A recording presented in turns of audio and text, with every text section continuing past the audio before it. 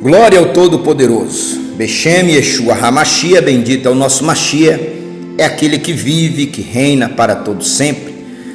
Há alguns dias atrás terminamos o estudo da Aseret HaDevarim, das 10 das palavras, também conhecido como 10 mandamentos. E eu quero iniciar um estudo de algo muito interessante.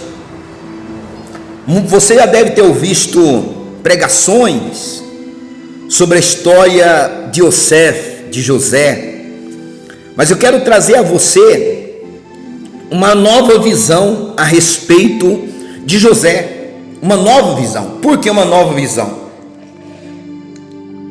Há algumas informações que o Eterno quer nos passar através da história de José, são novas revelações, entendimento, porque as Sagradas Escrituras, ela se renova dia após dia. Por mais que você diga, eu conheço a história, eu tenho a certeza que você não conhece tudo. Nós vamos estudar na Bíblia judaica, nós não vamos estudar nas traduções de João Ferreira de Almeida, nós vamos estudar na Bíblia judaica. Por isso você vai ter uma visão diferente, um entendimento diferente a respeito da história de José, de Yosef. Yosef, ele foi parar no Egito, você sabe da história, se tornou governador do Egito, mas nós temos que entender toda a história, e entender que por trás até mesmo daquilo que você está passando de ruim, muitas vezes há um plano do Eterno para poder te abençoar no futuro, para te exaltar no futuro, para te colocar num alto retiro, pois ele abate o soberbo e ele exalta o humilde. Eu quero que você abra a sua Bíblia, vamos dar início a esse estudo, né? Eu quero estudar com você de madrugada essa história, a história de José, até que José é reconhecido pelos seus irmãos, e até que José morre e ele é conservado para ser levado para a terra de Canaã. O Egito, a palavra Mitzrayim, que é Egito em hebraico, significa dificuldade multiplicada, dificuldade ou espremido. Mitz é suco, né? Espremido, lugar de se espremer, lugar de dificuldade. Mitzrayim, porque os egípcios são descendentes de Cush, descendentes de Nimrod. Os egípcios, na época, eles eram um povo que se orgulhava muito da sua força, e no Egito existia muitos deuses, entre aspas, deuses que não são deuses. Hoje isso está espalhado pelo mundo inteiro, mas uma nação que tinha muitos deuses era uma nação poderosa, era uma nação muito religiosa. E nós já estudamos a respeito, mas vamos fazer um estudo completo a respeito de Nimrod. Olha só, e nós já vimos que Nimrod, ele criou o sistema, e o Nimrod criou o sistema que governa o mundo até hoje. O primeiro sistema de Nimrod foi a religião. Quem criou religião foi Nimrod, também chamado de coluna. Por isso que você vê nas religiões várias colunas dentro da religião. A maioria tem 2 ou 3 colunas, e aquelas colunas, elas simbolizam o sistema de Nimrod, porque a maioria das religiões dos dias de hoje não segue a direção do Eterno. Mas como nós já falamos ali de Ezequiel capítulo 8, versículo 16, 17, 18, está escrito que os religiosos estavam de costa virada para o Eterno, mas estavam adorando o sol, no nascer do sol, de manhã eles estavam adorando o sol, e o Eterno estava vendo tudo isso. Assim é as religiões de hoje, que você pensa que eles estão adorando o Todo-Poderoso, mas não estão adorando a Elohim, estão adorando o sol. E muitas vezes você está embaixo do sistema. A primeira coluna, religião. O Eterno havia mandado que as nações se espalhassem pelo mundo, porém ele religou todo mundo. O segundo sistema de controle, a política. Pessoas que governassem sobre outras. E o terceiro sistema, o sistema financeiro. São as três colunas de Nimrod. As três colunas de Nimrod. Hoje você entra em qualquer loja maçônica, você vai ver lá as três colunas, que representa as três colunas, os três sistemas que Nimrod criou: religião, política e dinheiro. O mundo hoje é governado por essas três colunas. Olha só. E o Egito não era diferente. O Egito carregava essas tradições. Mas nós temos que entender a história de José. Olha o que está escrito no capítulo 37 de Bereshit, de Gênesis, a partir do primeiro versículo. E Yaakov, eu vou ler os nomes em hebraico, tá? E Yaakov, você pode acompanhar na sua Bíblia e você vai ver o nome traduzido, né? Olha só. E Yaakov continuou a viver na terra em que seu pai habitou como estrangeiro, a terra de Canaã, como estrangeiro. Quem era o dono daquela terra? Abraão, Isaac e Jacó. Só que eles viveram como estrangeiro, porque não tomaram posse. O Eterno disse para eles: vocês vão ser bênção nessa terra, tome posse dela, peregrine por ela, declare posse dela. Porém eles, ao invés de fazer com que os outros se sentissem estrangeiro, eles eram estrangeiros. Assim acontece com muitos de nós. Assim acontece com muitas pessoas que já deveriam estar vivendo na terra como donos da terra. Deveriam estar vivendo na terra como donos da terra, porém estão como estrangeiro, peregrinando. Yaakov estava em Canaã, na terra de Canaã. Você sabe que Canaã foi o neto de Noé. Canaã foi aquele que, quando viu Noé nu embriagado, ele abusou de Noé, abusou sexualmente de Noé. Olha só, Canaã roubou a túnica de Noé, essa mesma túnica que depois ela foi destruída por Josué e Yehoshua. Mas Canaã, essa túnica passou para Nimrod. Nós vemos que a história está toda ligada, até chegar aqui em Yaakov. Ele viveu naquela terra, ele continuou a viver naquela terra, mas não tomou posse dela. Olha só, aqui o Eterno faz questão de destacar, porque tem muita gente que está vivendo, mas não toma posse, não decreta, não determina, e vive como estrangeiro. Olha só, porque quando o Eterno fez tudo, o Eterno entregou toda a terra na mão do ser humano, todo o planeta, tudo que existe foi entregue para o ser humano,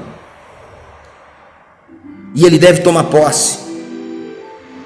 Yeshua disse: vim para que tenha vida e a tenha com abundância. Olha só, o Eterno não quer que você seja escravo de ninguém. mas Ele quer que você viva. Ele quer que você tenha qualidade de vida. Então ele diz aqui: eis que a história de Jacó, quando Yosef estava com 17 anos, ele costumava pastorear o rebanho com seus irmãos, apesar de ainda ser bastante jovem. Na verdade, Yosef, ele era um supervisor. E Yosef, ele foi um exemplo porque ele tomou posse daquela terra, de maneira que ele se tornou governador do Egito. Ele tomou posse, ele passou a possuir aquela terra como dele. Ele foi para o Egito como escravo, mas ele tomou posse. E olha o que está escrito aqui: eis a história de Jacó. A história de Jacó, porém, quando José estava com 17 anos, ele costumava pastorear o rebanho com seus irmãos, apesar de ainda ser bastante jovem. Ele era um olheiro, ele era alguém verdadeiro. Jacó sabia que os outros filhos dele era bastante complicado. José e Yosef, ele era verdadeiro, ele era sincero. E coisas ruins acontecem também com gente sincera e gente verdadeira, tá? Yosef, ele era verdadeiro. Por isso Jacó colocou ele para poder estar junto com os filhos das esposas, das mulheres de Jacó. Olha só: certa vez, quando estava com os filhos de Bilhar e os filhos de Zilpar, mulheres de seu pai, ele levou uma notícia ruim a respeito deles, dos seus irmãos, a seu pai. Ele contou a verdade. Ele levou uma notícia ruim, ou seja, ao invés dele fazer complô, tem gente que está fazendo o que é errado, junta um monte para fazer também. Fazer complô, ele não se misturava. Você nunca perde por fazer o que é certo. Você não deve fazer acordo com o maligno. Eu estive dentro das religiões durante 20 anos, 21 anos. Eu estive dentro das religiões. Só que eu desafio alguém da religião vir dizer assim: ó, o profeta Monteiro pagou propina para mim, o profeta Monteiro tinha acordo comigo. Eu não faço acordo, eu não pago propina, eu não vivo em patota. O ministério de profeta é um ministério muito solitário. O ministério de profeta é um ministério muito solitário. Você pode observar que a maioria dos profetas, Elias, Eliarro, todos eles, Irmiarro, Iacha, Eliarru, Eheskel, Shmuel, eram pessoas solitárias, eram pessoas de poucos amigos, porque o ministério de profeta exige um compromisso muito forte com a verdade. O ministério de profeta, de atalaia, exige um compromisso muito forte com a verdade. Por isso, aquele que fala a verdade não é muito agradável a muitos, não. Aquele que fala a verdade agrada a poucos. Yosef falava a verdade e levou a notícia. Ele tinha que falar, está certo, corretamente. Ele tinha que falar a verdade. Ele tinha que contar o que acontecia com seus irmãos. Os irmãos faziam o que era errado e ele tinha que falar, está certo, corretíssimo. É o que eu digo. Não quer que eu fale? Então não conte nada para mim. Porque se me perguntar, eu vou falar, com certeza.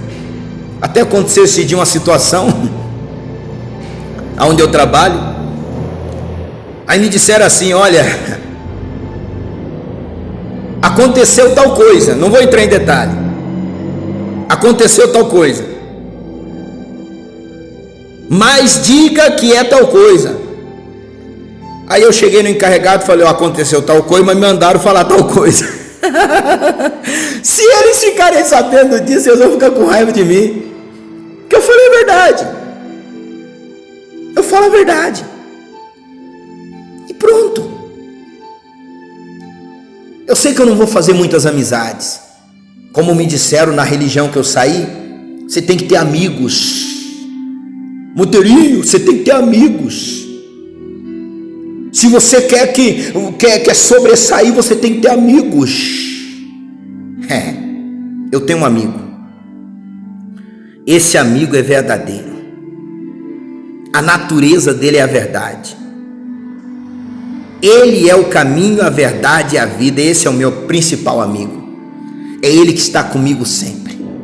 Olha o que está escrito mais. E ele levou uma notícia ruim. Não é que ele inventou nada. Ele não inventou nada. Ele simplesmente contou o que os irmãos faziam a respeito deles ao seu pai. E Israel agora está falando de todas as nações. Quando fala de Jacó, de Jacob, está falando da nação judaica, do povo judeu. Mas quando fala Israel, príncipe do eterno, que é isso que significa a palavra Israel. Jacob significa mão que agarra as oportunidades, ou calcanhar. Israel, príncipe do eterno. Israel, príncipe do eterno, homem do eterno. Ish é homem. Olha só. Israel amava Yosef mais que aos outros filhos.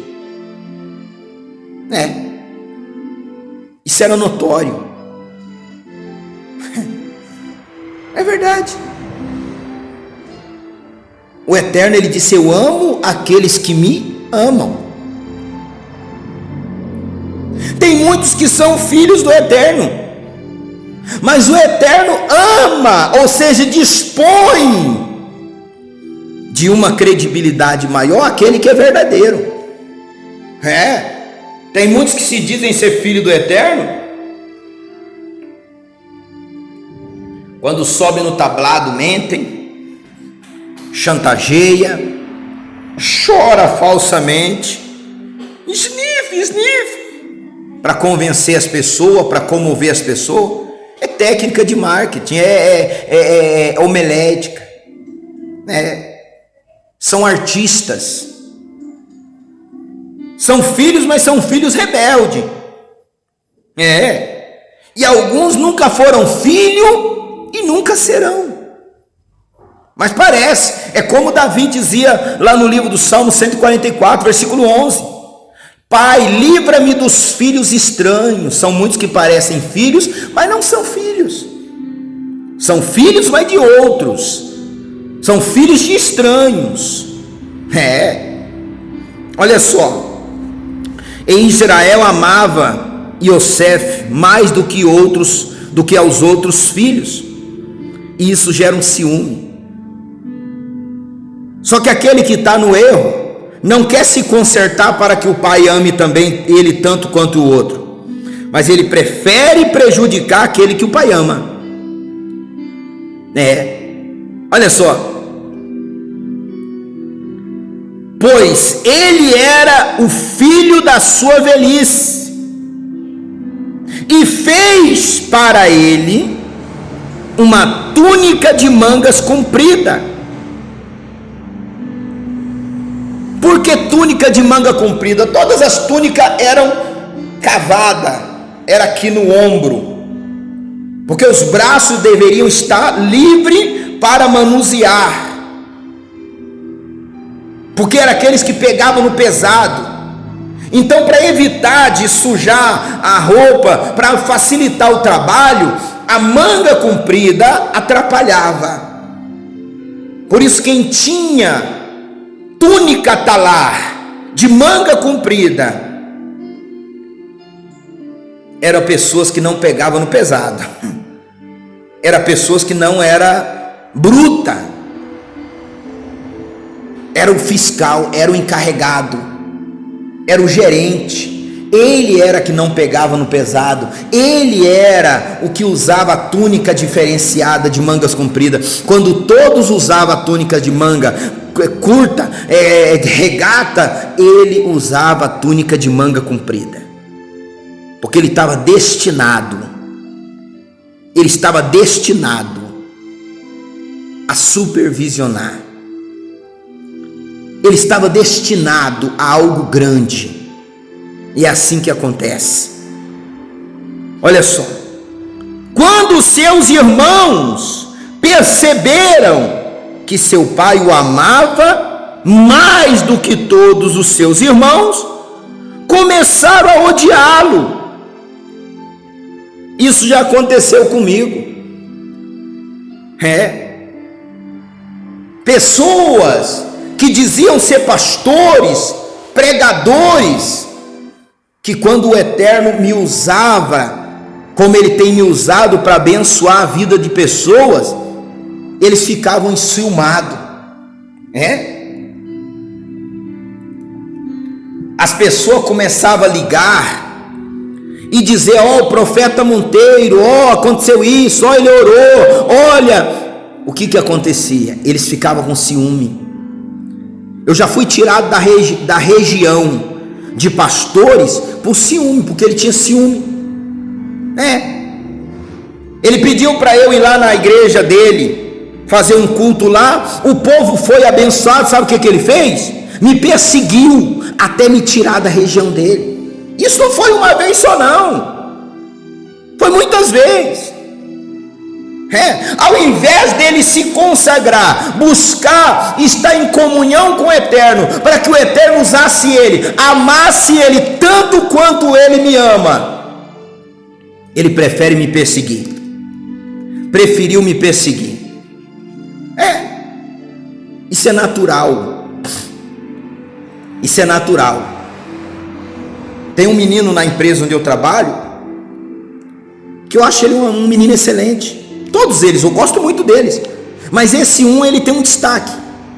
E se os outros fizerem o mesmo que esse também serão admirados, serão elogiados da mesma forma.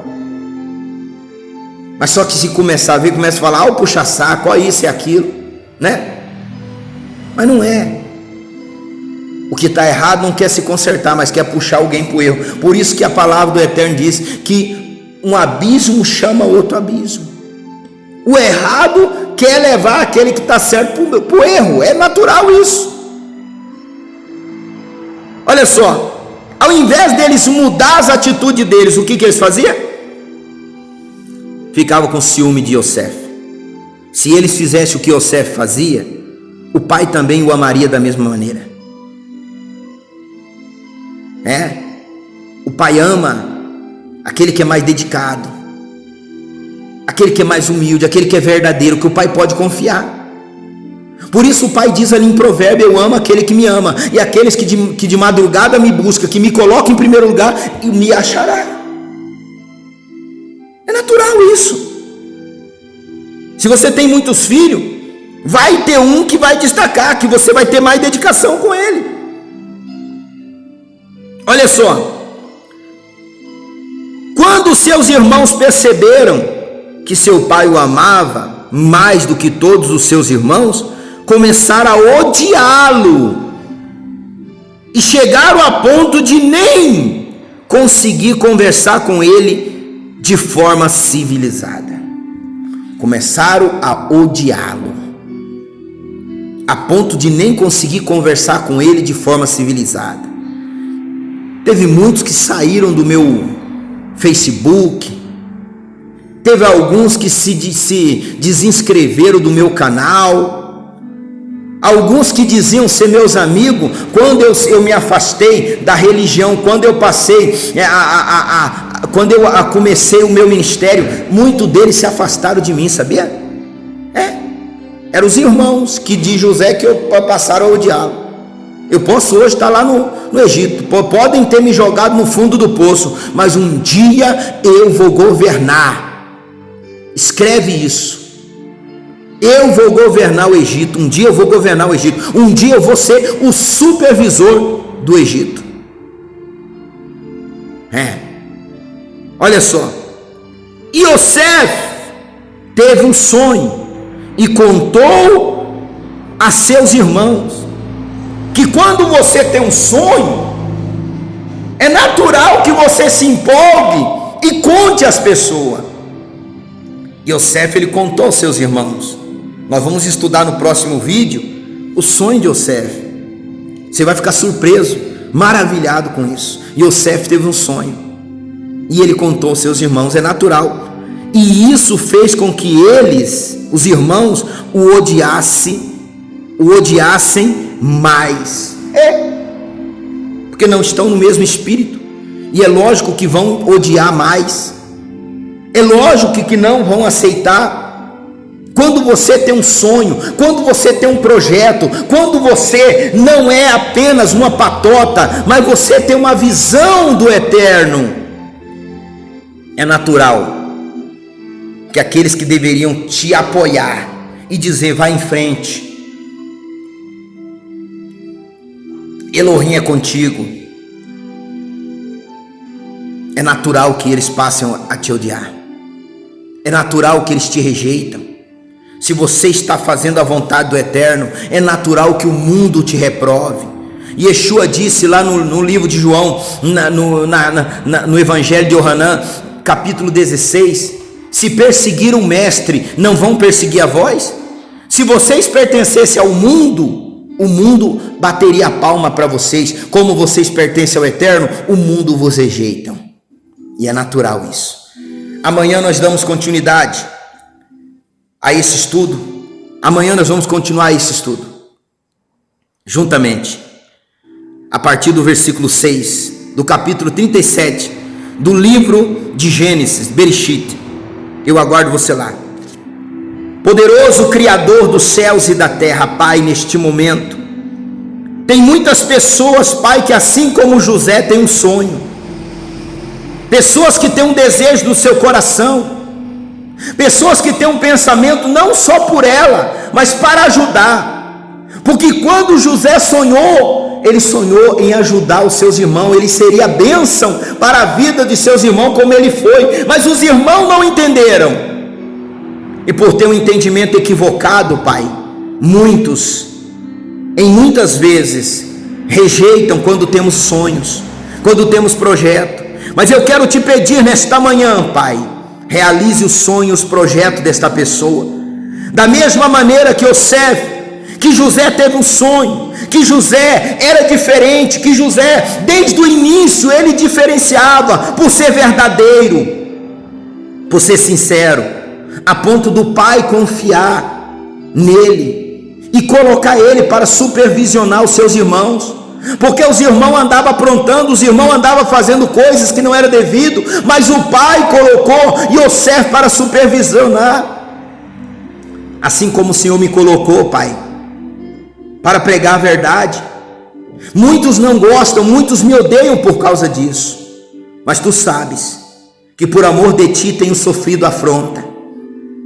Mas eu não desistirei, Pai, de abençoar aqueles que pertencem a ti, aqueles que são filhos verdadeiros. Por isso eu uso o poder e a autoridade do teu santo nome para abençoar a vida desta pessoa, para determinar realizações do projeto, realizações dos sonhos, tudo que esta pessoa tem desejado, tem projetado, tem sonhado em sua vida, que venha se tornar realidade, para que o nome de Adonai seja glorificado. Assim eu declaro, Pai, todos abençoados, o doente curado, eu declaro aquele que estava cativo liberto, abençoado pelas tuas mãos, para a glória do Pai, do Filho e do Espírito Santo. amém, vê amém. Glória ao Todo-Poderoso. Amanhã daremos continuidade a esse estudo. Eu aguardo, você vai se maravilhar com a história de Yosef, com a história, e você vai entender que assim como o Eterno levou Yosef à vitória, vai levar você também à vitória. Creia, você será mais que vencedor, você governará, você tomará por posse essa terra de Canaã, a terra prometida, porque ele disse que através de você todas as famílias da terra seriam abençoadas. Shalom, shalom.